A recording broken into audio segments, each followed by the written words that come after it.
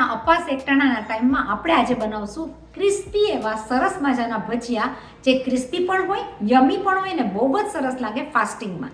ચાલો મારી સાથે અપવાસના ક્રિસ્પી ભજીયા બનાવવા. આપણે લઈ લેશું મોરૈયો. મોરૈયો એટલે કે સામો. સામોનું ટેક્સચર આવી રીતના હોય છે, દાણેદાર હોય અને સામો ફરાળમાં બહુ જ સરસ રીતના બધી વસ્તુમાં કામ આવતો હોય છે. તો આપણે આને કરી નાખશું રોસ્ટ, એટલે કે થોડો એવો શેકી નાખશું.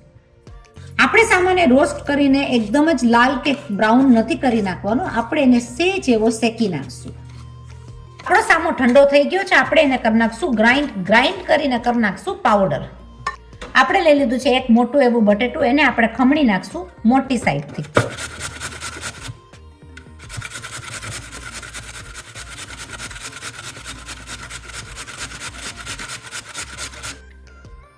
ખમણેલા બટેટાને આપણે પાણી નાખીને એકદમ ધોઈ નાખશું, કારણ કે બટેટાની અંદરનું સ્ટાર્ચ આપણે સાવ કાઢી નાખવું છે.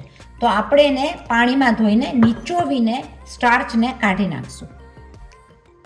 આપણા મિક્સિંગ બાઉલમાં આપણે સાવ બટેટાને નિતારીને લઈ લેશું, નીચોવીને મિક્સિંગ બાઉલની અંદર.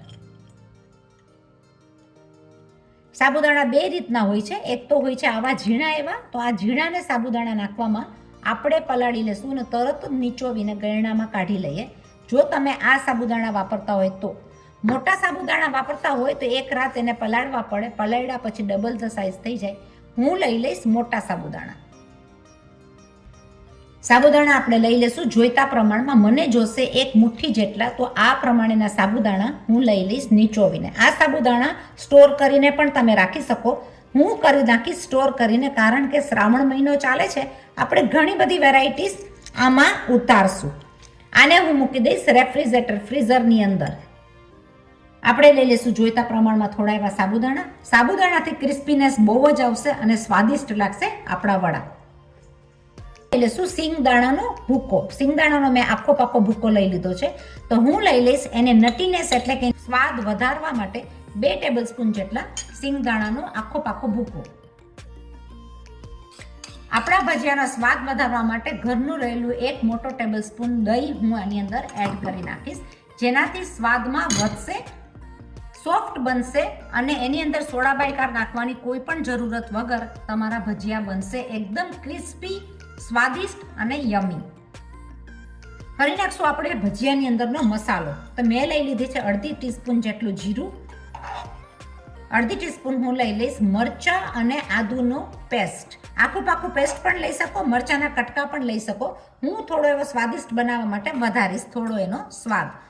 લઈ લેશું મરીનો ભૂકો. હું નાખી દઈશ મરીનો ભૂકો. જોઈતા પ્રમાણમાં લઈ લેશું મીઠું. આપણે લઈ લેશું 1/2 ટીસ્પૂન જેટલી ખાંડ. ખાંડને સાથે ગળાશ ખટાશનો સ્વાદ વધારવા માટે હું લઈ લઈશ થોડું એવું લીંબુ. તો ગળાશ ખટાશનો સ્વાદ એકદમ સરસ વધી જશે. આપણે કરી નાખશું આ બધા મિક્સિંગને મિક્સ. આ ભજીયા બહુ જ સરસ લાગતા હોય છે, ક્રિસ્પી અને એકદમ સહેલી રીતના તરત જ બની જતા સાબુદાણાના આ ભજીયા ફરાળમાં બનાવવા તો જરૂરી પડે. આપણે લઈ લેશું એની અંદર આપણો સામાનો લોટ એકદમ સરસ મજાનો ગ્રાઇન્ડ થઈ ગયો છે, તમે જોઈ શકો. જોઈતા પ્રમાણમાં આપણે નાખી દઈશું ભજીયાની અંદર સામાનો લોટ. ગ્રાઇન્ડ કરેલો લોટ એકદમ સરસ રીતના મિક્સ કરી નાખશું.